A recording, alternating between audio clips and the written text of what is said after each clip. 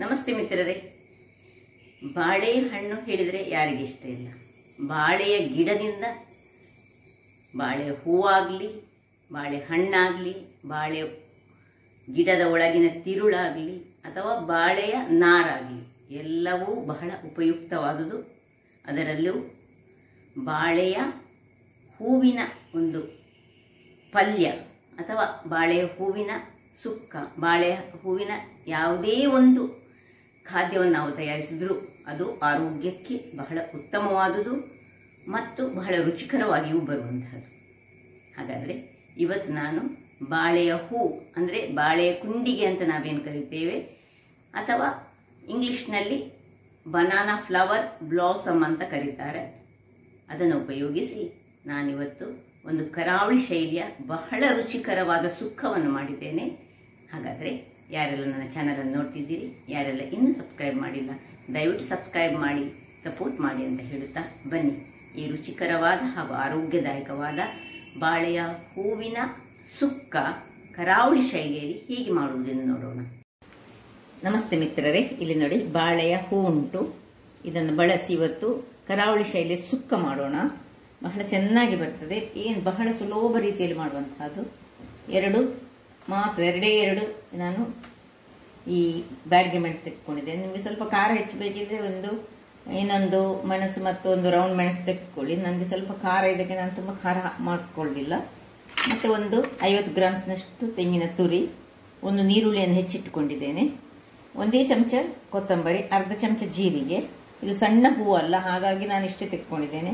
ಒಂದು 4-5 ಎಸಳುಗಳಷ್ಟು ಬೆಳ್ಳುಳ್ಳಿ ಬೇಕು, ಒಂದು ಸಣ್ಣ ತುಂಡು ಹುಳಿ, ಒಂದು 10 ಗ್ರಾಮ್ಸ್ನಷ್ಟು ಬೆಲ್ಲ, ಮತ್ತು ಈ ಕರಿ ಲೀವ್ಸ್.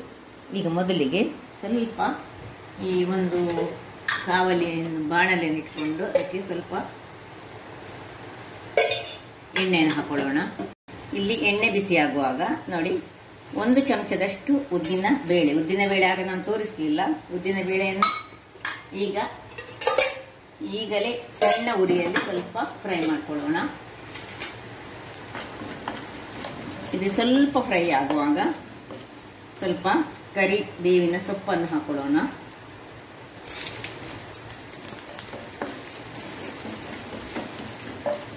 ಈ ಕರಿಬೇವಿನ ಸೊಪ್ಪು ಸ್ವಲ್ಪ ಅದರಲ್ಲಿರುವ ಈ ನೀರಿನ ಅಂಶ ಹೋಗುವಾಗ 2 ಮೆಣಸು, 1 ಚಮಚಗಳಷ್ಟು ಕೊತ್ತಂಬರಿ ಬೀಜ, ಅರ್ಧ ಚಮಚದಷ್ಟು ಜೀರಿಗೆ, ಇಷ್ಟೆಲ್ಲವನ್ನು ಹಾಕೊಂಡು ಸಣ್ಣ ಉರಿಯಲ್ಲಿ, ಬೇಕಿದ್ರೆ ಚೂರು ಎಣ್ಣೆ ಬೇಕಿದ್ರೆ ಹಾಕೊಳ್ಬೋದು. ಸ್ವಲ್ಪ ಎಣ್ಣೆಯಲ್ಲಿ ಫ್ರೈ ಆದರೆ ಅದು ಒಳ್ಳೆ ಚೆನ್ನಾಗಿ ರುಚಿಯಾಗಿ ಬರ್ತದೆ. ಸೊ ಅಷ್ಟನ್ನು ಹಾಕೊಂಡು ನಾವು ಇದನ್ನು ಆಫ್ ಮಾಡ್ಕೊಳ್ಳೋಣ. ಆಫ್ ಮಾಡಿಕೊಂಡು ನೋಡಿ ಇದನ್ನು ತಣ್ಣಗಾಗಲಿಕ್ಕೆ ಬಿಡೋಣ. ಇಷ್ಟು ಮಸಾಲೆ ವೀಕ್ಷಕರೇ, ಇದು ಆಫ್ ಮಾಡಿ ತಣ್ಣಗಾಗುವಾಗ ಇಲ್ಲಿ ನಾನೊಂದು ನೀರಿಗೆ ಸ್ವಲ್ಪ ಹಳದಿಯನ್ನು ಹಾಕೊಂಡು ರೆಡಿ ಮಾಡಿ ಇಟ್ಕೊಳ್ತೇನೆ. ಈಗ ಈ ಒಂದು ಇದರದ್ದು ಹೀಗೆ ಇದನ್ನು ತೆಗೆದುಕೊಳ್ಬೇಕು ಮೊದಲಿಗೆ. ಮತ್ತು ಇನ್ನು ಇದರಲ್ಲಿ ಎಷ್ಟು ಎಳೆಯ ಇದೆಲ್ಲ ಯಾವುದು ಬೇಡ ನಮಗೆ, ಆದಷ್ಟು ಕೊನೆಯ ಇದನ್ನು ತೆಗೆದುಕೊಳ್ಬೇಕು. ಇದಕ್ಕೆ ನೀರುಳ್ಳಿ ಬೇಕಿದ್ರೆ 2 ನೀರುಳ್ಳಿ ಸಹ ಹಾಕ್ಕೊಳ್ಬೋದು. ನೋಡಿ ಇದು ಲಾಸ್ಟಿಗೆ ಬಂತು ಮೂಸ ನೋಡಿ, ಇಷ್ಟನ್ನು ತೆಗೆದುಕೊಳ್ಳೋಣ. ಈಗ ಇಷ್ಟನ್ನು ಸಣ್ಣದಾಗಿ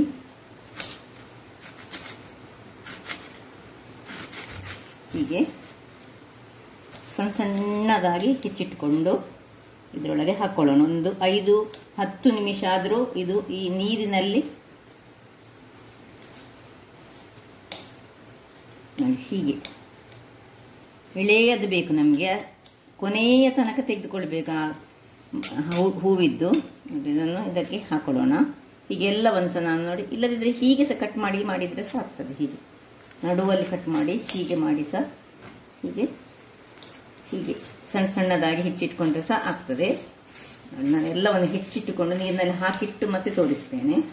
ವೀಕ್ಷಕರೇ, ಇಲ್ಲಿ ನೋಡಿ, ಇದು ನಾನು ಈ ಹಳದಿ ನೀರಿನಲ್ಲಿ ಹಾಕಿಡುವುದು ಚೊಗರು ಹೋಗ್ಲಿಕ್ಕೋಸ್ಕರ. ಎಲ್ಲವನ್ನು ನೋಡಿ ಕಟ್ ಮಾಡಿ ಇಷ್ಟು ಸಣ್ಣದಾಗಿ ಆದಷ್ಟು ಎಳೆಯದನ್ನೇ ನಾವು ಮಾಡಿಕೊಳ್ಬೇಕು. ನೋಡಿ ಹೀಗೆ ಎಳೆತ್ತಿರಬೇಕು. ಈಗ ಇದು 15 ನಿಮಿಷ ಇದನ್ನು ನಾನು ಇದರಲ್ಲಿ ಬಿಟ್ಟಿದ್ದೇನೆ. ಈಗ ಇದರಿಂದ ಹೀಗೆ ಹಿಂಡಿ ಇದನ್ನು ತೆಗೆದುಕೊಂಡು ಇಲ್ಲಿ ಒಂದು ಪಾತ್ರೆಗೆ ಹಾಕೊಳ್ತಿದ್ದೇನೆ.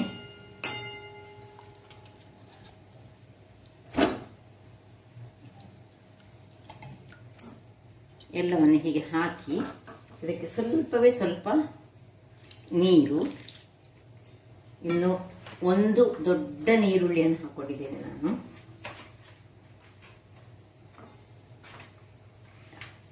ಹೀಗೂ ಮತ್ತೆ ಕರಿಬೇವಿನ ಸೊಪ್ಪನ್ನು ಸ್ವಲ್ಪ ಹೀಗೆ ಕ್ರಷ್ ಮಾಡಿ ಹಾಕೊಂಡು ಇದನ್ನು ಉರಿಸಿಕೊಂಡು ಸ್ವಲ್ಪ ಸಣ್ಣ ಹದ ಉರಿಯಲ್ಲಿ ಬೇಯಿಸಿಕೊಳ್ಳೋಣ. ಇದೀಗ ಇಲ್ಲಿ ಬೇಯ್ತಾ ಇರುವಾಗ ಇಲ್ಲಿ ಮಸಾಲೆ ಸಹ ಸಣ್ಣಗಾಗಿದೆ ನೋಡಿ. ಸ್ವಲ್ಪ ಇರೋದ್ರಾಗಿ ಸ್ವಲ್ಪ ಮಸಾಲೆ ಮಾಡಿದ್ದೇನೆ ನಾನು. ಸಣ್ಣದಾದ 2-3 ಹೂ ಇದ್ದರೆ ನೀವು ಹೆಚ್ಚು ಮಸಾಲೆ ಮಾಡಬೇಕಾಗ್ತದೆ.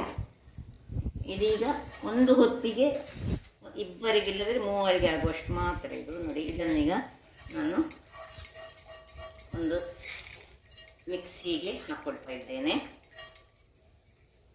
ಇನ್ನು ಇದಕ್ಕೆ ಸ್ವಲ್ಪ ಹಳದಿಯ ಪುಡಿ ಇಲ್ಲೇ ಹಾಕೊಳ್ತಿದ್ದೇನೆ. ಇನ್ನು ಸ್ವಲ್ಪವೇ ಸ್ವಲ್ಪ ಒಂದು ಸಣ್ಣ ಒಂದು ಪೀನಟ್ ಗಾತ್ರದ 2 ಪೀನಟ್ ಅಂತ ಹೇಳ್ಬೋದು ಹುಳಿ, ಇಷ್ಟನ್ನು ಹಾಕಿ ಇದನ್ನೊಂದು ಫೈನಾದ ಪೇಸ್ಟ್ ಮಾಡಿ ತರ್ತೇನೆ, ಮಸಾಲ ಪೇಸ್ಟ್. ವೀಕ್ಷಕರೇ ಇಲ್ಲಿ ನೋಡಿ ಮಸಾಲೆ ರೆಡಿ ಆಯಿತು. ತುಂಬ ಫೈನಾಗಿ ಬೇಕಂತ ಏನಿಲ್ಲ ನೋಡಿ, ಇಷ್ಟು ಆದರೆ ಸಾಕು. ಈಗ ಇಲ್ಲಿ ಇದು ಹದಾದಲ್ಲಿ ಬೇಯ್ತಾ ಉಂಟು ನೋಡಿ. ಈಗ ಇದಕ್ಕೆ ಸ್ವಲ್ಪ ಉಪ್ಪನ್ನು ಹಾಕೊಳ್ಳೋಣ. ಉಪ್ಪು ಭಾರಿ ಜಾಗ್ರತೆಯಲ್ಲಿ ಹಾಕಬೇಕು. ತುಂಬ ಹೆಚ್ಚು ಉಪ್ಪು ಹಾಕಿದರೆ ಸಹ ಬಹಳ ಕಷ್ಟ ಆಗ್ತದೆ. ಅಂದರೆ ಇದು ಈ ಹೂ ಅಲ್ಲ, ಅದರಿಂದಾಗಿ ನೋಡಿಕೊಂಡು ಉಪ್ಪನ್ನು ಹಾಕ್ಕೊಳ್ಬೇಕು. ಉಪ್ಪು ಹಾಕ್ಕೊಂಡೆ, ಒಂದು ಸಣ್ಣ ತುಂಡು ಬೆಲ್ಲವನ್ನು ಹಾಕ್ಕೊಂಡೆ. ಬೆಲ್ಲವನ್ನು ಹಾಕ್ಕೊಂಡು ಅದನ್ನು ಚೆನ್ನಾಗಿ ಹೀಗೆ ತಿರುಗಿಸಿಕೊಂಡು 1 ನಿಮಿಷ ಬೆಲ್ಲ ಉಪ್ಪು ಎಲ್ಲ ಇದರೊಟ್ಟಿಗೆ ಮಿಕ್ಸ್ ಆಗಲಿ ಬೇಯಿಸ್ಕೊಳ್ಳೋಣ. 1 ನಿಮಿಷಗಳ ಬಳಿಕ ನೋಡಿ ಹೀಗೆ ಬಂದಿದೆ, ಬೆಂದಾಯಿತು. ಈಗ ಈ ಒಂದು ಮಸಾಲೆಯನ್ನು ಇದಕ್ಕೆ ಹಾಕೊಳ್ಳೋಣ.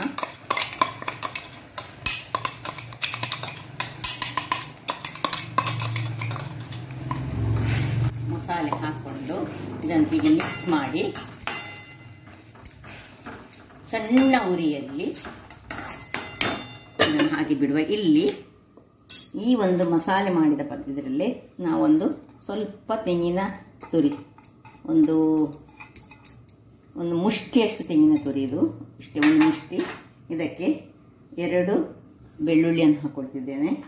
ಮತ್ತು ಒಂದು ಪಿಂಚ್ ಆಫ್ ಜೀರ, ತುಂಬ ಬೇಡ, ಇಷ್ಟನ್ನು ಹಾಕಿ ಒಂದು ಸರ್ತಿ ಸುತ್ತಿ ಗ್ರೈಂಡ್ ಮಾಡಿ ತರ್ತೇನೆ. ವೀಕ್ಷಕರೇ ಇಲ್ಲಿ ನೋಡಿ ಈ ರೀತಿಯಾಗಿ ಇದು ಗ್ರೈಂಡ್ ಆಯಿತು. ಸ್ವಲ್ಪ 1-2 ಸುತ್ತು ಮಾತ್ರ ನಾನು ಸುತ್ತಿಕೊಂಡು ಇದನ್ನು ಗ್ರೈಂಡ್ ಮಾಡಿದ್ದು. ಈಗ ಇಲ್ಲಿ ಮೇಲೆ ಇದೆಷ್ಟು ಬೇಯ್ತಾ ಉಂಟು, ಇದಕ್ಕೆ ಇದನ್ನು ಶಿಫ್ಟ್ ಮಾಡ್ಕೊಳ್ಳೋಣ. ಬೇಕಿದ್ರೆ ಚೂರು ಇದಕ್ಕೆ ನೀರನ್ನು ಹಾಕ್ಕೊಂಡು ಮಾಡ್ಬೋದು. ನಮಗೆ ಸುಕ್ಕ ಬೇಕು, ಅದರಿಂದಾಗಿ ಹೆಚ್ಚು ನೀರಲ್ಲಿ ಹಾಕೊಳ್ಳೋದು ಬೇಡ. ಈಗ ಚೂರು ಇದಕ್ಕೆ ನೀರು ಹಾಕ್ಕೊಂಡು ಇದನ್ನು ಮಿಕ್ಸಿ ತೊಳಿಲಿಕ್ಕೆ ಮಾತ್ರ 1-2 ಚಮಚಗಳಷ್ಟು ಹಾಕ್ಕೊಂಡು, ಉರಿ ಸ್ವಲ್ಪ ದೊಡ್ಡದಿರಲಿ. ಈಗ ಮಿಕ್ಸಿಯಲ್ಲಿರುವ ಎಲ್ಲ ತೆಂಗಿನ ತುರಿಗಳನ್ನು ಮತ್ತು ಮಸಾಲೆಯನ್ನು ಅದಕ್ಕೆ ಶಿಫ್ಟ್ ಮಾಡ್ಕೊಳ್ಳೋಣ. ಇಲ್ಲಿ ಈ ಹಂತದಲ್ಲಿ ನಾವೊಂದು ಉಪ್ಪನ್ನು ಸಹ ಚೆಕ್ ಮಾಡಿಕೊಳ್ಬೇಕು. ಉಪ್ಪು ಕಡಿಮೆ ಇದ್ದರೆ ಉಪ್ಪು ಹಾಕ್ಕೊಳ್ಬೇಕು. ನಾವು ಸ್ವಲ್ಪ ಬೆಲ್ಲ ಸಹ ಹಾಕ್ಕೊಂಡಿದ್ದೇವೆ, ಅದು ಒಳ್ಳೆ ಸ್ವೀಟ್ನೆಸ್ ಅನ್ನು ಕೊಡ್ತದೆ. ಆರೋಗ್ಯಕ್ಕೆ ಬಹಳ ಉತ್ತಮವಾಗಿರುವಂತಹ ಈ ಒಂದು ಬಾಳೆಯ ಹೂ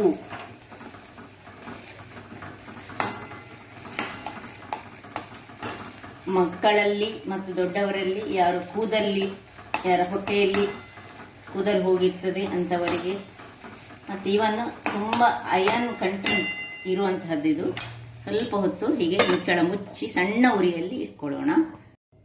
ವೀಕ್ಷಕರೇ ಇಲ್ಲಿ ನೋಡಿ ಇದೀಗ ಬೇಯ್ತಾ ಉಂಟಲ್ಲ, ಸಾಕು. ಇದನ್ನು ಓಪನ್ ಮಾಡಿ ಇಟ್ಕೊಳ್ಳೋಣ 1-2 ನಿಮಿಷ. ಓಪನ್ ಆಗಿ ಒಳ್ಳೆ ಡ್ರೈ ಆಗಲಿ. ಸ್ವಲ್ಪ ನಮಗೆ ನೀರಿನಾಂಶ ಇದ್ರೆ ಒಳ್ಳೆಗ್ತದೆ. ಇಲ್ಲಿ ನೋಡಿ ನಾನೊಂದು ಬಾಣಲ್ಲಿ ಇಟ್ಟುಕೊಂಡು 2 ಚಮಚದಷ್ಟು, ಸಣ್ಣ ಚಮಚದಲ್ಲಿ 2 ಚಮಚದಷ್ಟು ಎಣ್ಣೆ ಹಾಕೊಂಡಿದ್ದೇನೆ.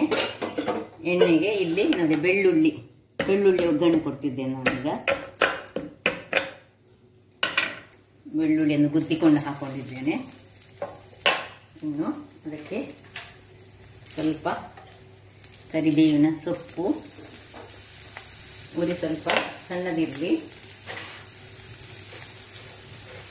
ಸ್ವಲ್ಪ ಈಗ ಸ್ವಲ್ಪ ಉದ್ದಿನ ಬೇಳೆ ಹಾಕಿದರೆ ಒಳ್ಳೆ ಪರಿಮಳ ಬರ್ತದೆ.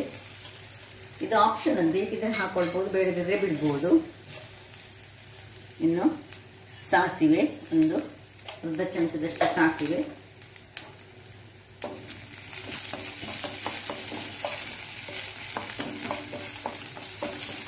ಸಾಸಿವೆ ಹುರಿದ ಕೂಡಲೇ ಆಫ್ ಮಾಡ್ಕೊಳ್ಳೋಣ. ಬೆಳ್ಳುಳ್ಳಿ ಒಳ್ಳೆ ಇದರಲ್ಲೇ ಫ್ರೈ ಆಗಬೇಕು. ಅದಕ್ಕೆ ಸುರಿಗೆ ಬೆಳ್ಳುಳ್ಳಿಯನ್ನು ಹಾಕೊಂಡು ಫ್ರೈ ಮಾಡ್ಕೊಳ್ಬೇಕು. ಇಲ್ಲಿ ಬೇಕಿದ್ರೆ ನಿಮಗೆ ಸ್ವಲ್ಪ ಖಾರಕ್ಕೆ ಒಂದು ಕೆಂಪು ಮೆಣಸನ್ನು ಸಹ ಹಾಕ್ಕೊಳ್ಬೋದು. ಆಯ್ತು ನೋಡಿ, ಇದು ಪಟ್ಪಟ ಅಂತ ಹೇಳುವಾಗ ಇದನ್ನು ತೆಗೆದು ಅದಕ್ಕೆ ಶಿಫ್ಟ್ ಮಾಡ್ಕೊಳ್ಳೋಣ.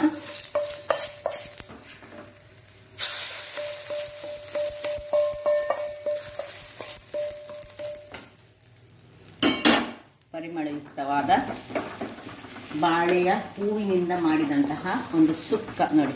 ಇದನ್ನು ಈ ಬಾಳೆ ಹೂವಿನ ಚಟ್ನಿ ಮಾಡ್ತಾರೆ, ಬಾಳೆ ಹೂವಿನ ಉಪ್ಕರಿ ಮಾಡ್ತೇವೆ ನಾವು, ಅಂದರೆ ಪಲ್ಯ ಮಾಡ್ತೇವೆ. ಇದೀಗ ನೋಡಿ ಸುಕ್ಕ ಹೇಗೆ ಬಂದಿದೆ ನೋಡಿ. ಇನ್ನೂ ಸಹ ಬೇಕಿದ್ರೆ ಡ್ರೈ ಮಾಡ್ಬೋದು.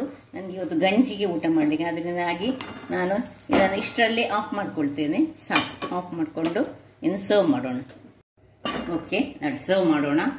ಏನು ಚೆನ್ನಾಗಿ ಪರಿಮಳ ಅಂತ ಸೂಪರ್ಬ್ ಆಗಿರ್ತದೆ ನೋಡಿ. ಹೇಗೆ ಬಂತು ನೋಡಿ. ಇನ್ನೂ ಸಹ ಬೇಕಿದ್ರೆ ಡ್ರೈ ಮಾಡ್ಬೋದು, ನಾನು ಹೇಳಿದೆಲ್ಲ ನೀವು.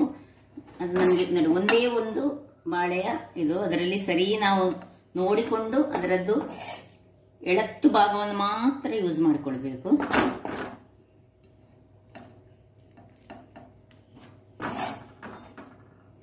ಇಷ್ಟು ಆಗ್ತದೆ. ಒಂದು 3 ಮಂದಿ ಇದನ್ನು ಗಂಜಿಯೊಟ್ಟಿಗೆ ಊಟ ಮಾಡಬಹುದು. ತುಂಬ ಮಂದಿ ಇದ್ರೆ ಸ್ವಲ್ಪ ಹೆಚ್ಚು, ಅಥವಾ ಇದು ಸೈಡ್ ಡಿಶ್ ಆಗಿ ನಾವು ಸ್ವಲ್ಪದಾಗಿ ತೆಗೆದುಕೊಂಡ್ರೆ ಸಾಕ್ತದೆ. ಹಾಗಾದರೆ ನೋಡಿದ್ರಲ್ಲ ವೀಕ್ಷಕರೇ, ನಮ್ಮ ಕರಾವಳಿ ಶೈಲಿಯ ಬಾಳೆ ಹೂವಿನಿಂದ ಮಾಡಿದಂತಹ ಸುಕ್ಕ ಹೇಗೆ ಮಾಡುವುದೆಂದು. ಹಾಗಾದರೆ ನನ್ನ ಕುಕಿಂಗ್ ಚಾನಲ್ ನಿಮಗೆ ಇಷ್ಟ ಆದರೆ ಬೋಳೂರು ಸುವರ್ಣ ಚಾನಲನ್ನು ಲೈಕ್ ಮಾಡಿ, ಶೇರ್ ಮಾಡಿ, ಹಾಗೂ ಸಬ್ಸ್ಕ್ರೈಬ್ ಮಾಡಿ, ಹಾಗೂ ನನ್ನ ಇನ್ಸ್ಟಾಗ್ರಾಮ್ ಪೇಜನ್ನು ಫಾಲೋ ಮಾಡಿ. ಧನ್ಯವಾದಗಳು.